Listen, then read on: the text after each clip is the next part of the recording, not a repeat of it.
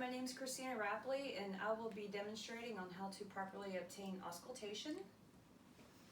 Come in.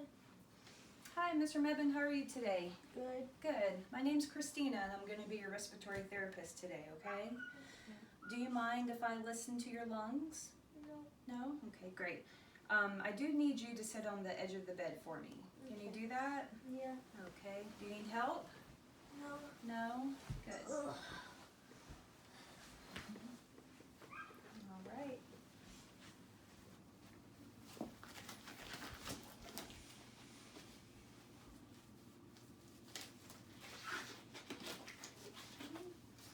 So I have my stethoscope here.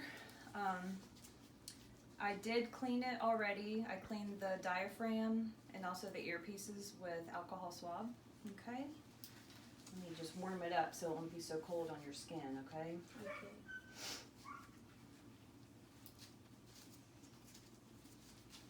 Okay. I'm just going to tap it just to make sure I can hear everything good. All right, good. So, I need you to try to sit up straight for me. All right. And I'm going to start at the bases posteriorly. And you can come around this way. Okay.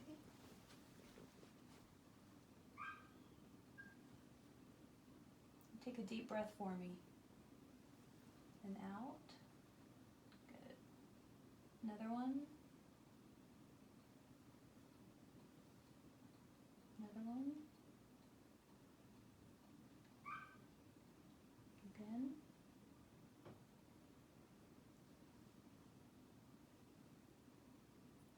Okay, good. Next, I'm gonna go on the side and listen to your lungs this way, okay? All right, take a deep breath in, and out, again, again. Okay, good. Can you turn just a little bit that way for me, and I'm gonna listen to your lungs from your back. Okay. All right, again, I'm gonna start at the bases. Okay, take a deep breath for me, and out.